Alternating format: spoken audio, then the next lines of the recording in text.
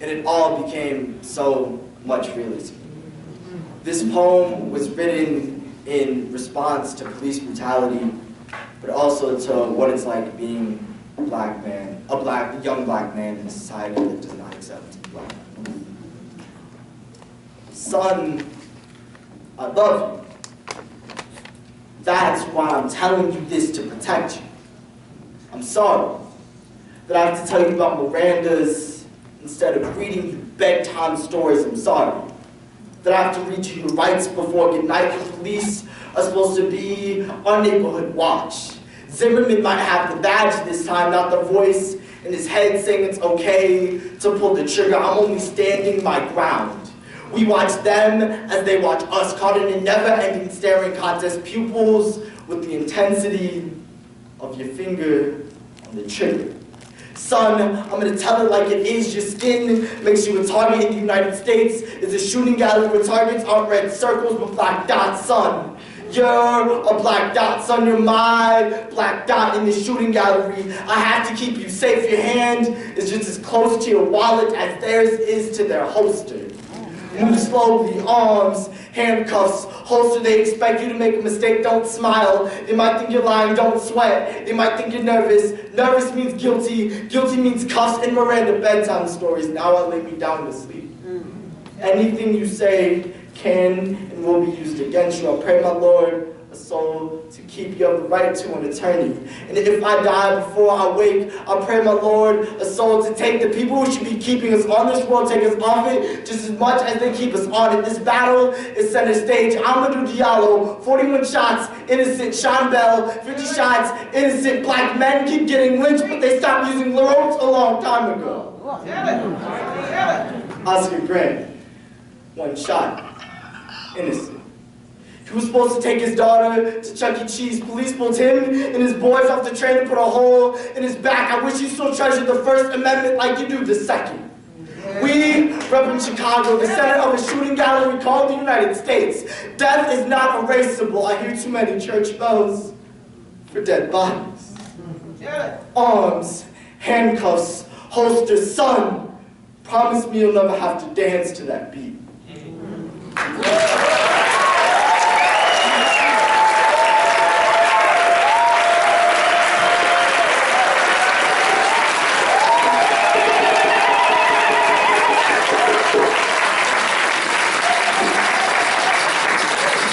Thank you so much. The weekend that Michael Brown was killed, I was visiting my grandma in a suburb of Cleveland. And on our way to Cleveland, I got a text from my best friend in 8th grade saying that he was moving to St. Louis because he wanted to get away from the violence in Chicago. And we were socializing in Cleveland, and the only thing the news was playing is that LeBron just returned home and that they drafted Johnny Football, and my phone reception was not very good because we were in a suburb of Cleveland. And you're gonna catch that one on the way up. And then we got on our journey back to Chicago, and I was texting one of my friends from poetry, and I asked her what was going on in the news, and she told me, "Did you hear about Michael Brown?" And I said no. And she told me that an 18-year-old unarmed black man was shot in the suburbs of St. Louis. And I asked, will we ever be safe?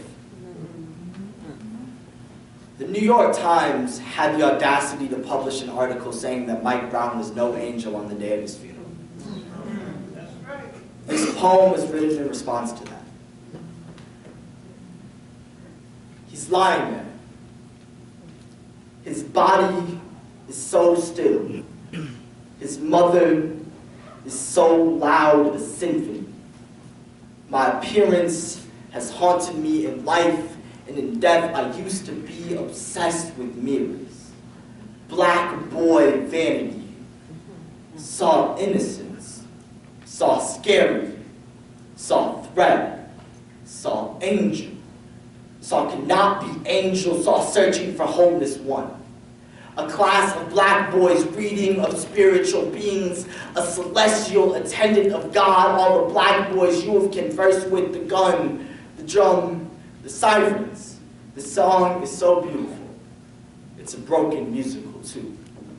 A conventional representation of such a being in human form with wings, usually in white robes. White robes are a lot like white tees, not guilty. Police soldiers, not guilty. Police soldiers 3.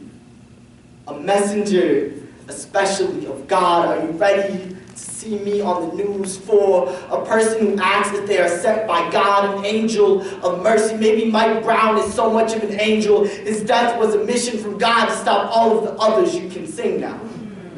Another police shooter. 5. A person having qualities generally attributed to purity, and cleanliness.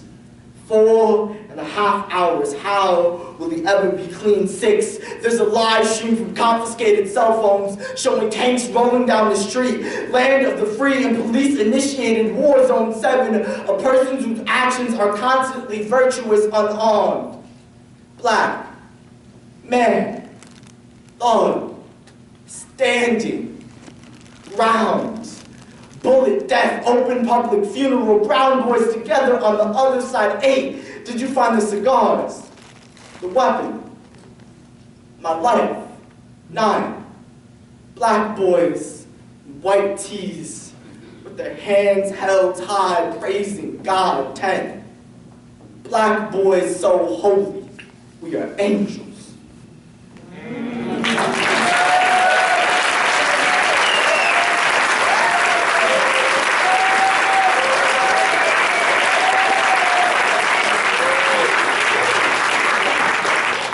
My mom calls this story the rites of passage for an African-American storyteller.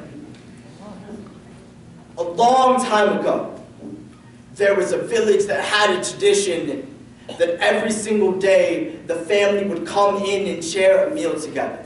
Just like the way you shake up with your friends, just like the way you double knot your shoes before a basketball game, they did this tradition every day. Every member of the family would come together and eat a meal.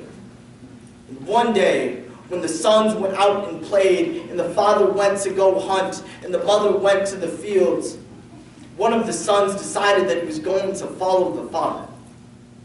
And at the end of the day, when the whole family was supposed to come home and share the meal together, the one son was not there.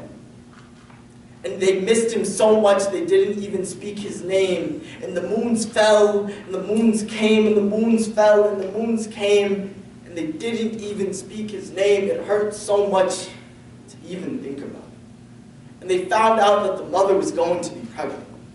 And they were doing their due diligence, getting ready for the mother to have the next child. And when the mother had the child, it was the first daughter. And it was very bittersweet because the one son who went missing was the son who really, really wanted a sister. And when the daughter came, she asked, "Where is my brother?" And the whole family knew that because the daughter spoke of the brother, they had to go find him. So they went down that same path the father had gone down that very day. And they found his bones. And now they found his father's extra weapons. And one son said, "I can connect the bones of gun." And another said, "I can cover him with flesh." And another said, "I can cover him with skin." And another said, "I can make blood flow." And another said, "I can make him walk." And another said, "I can make him talk." And the mother and the father said, "I can make him live." And he rose. And they all walked back to the hut that day and shared a meal together. And the next day, the son decided that he was going to make a cowtail switch to give to the person that helped bring him back most. And he gave it to his baby sister because she knew you were not dead until you are forgotten.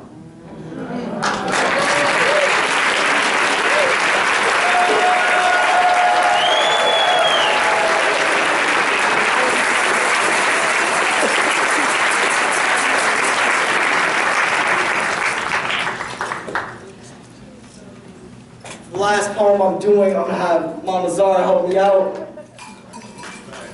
This poem is a response to everything I've worked on in the set, but specifically cowtail switch. Wait in the wall.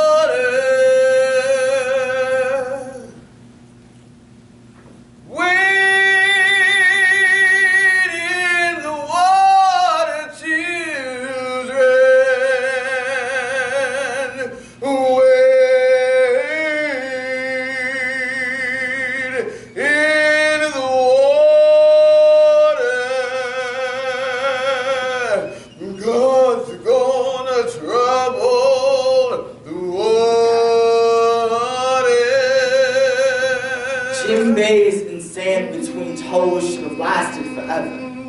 African sand is in between my toes, sharing stories, songs.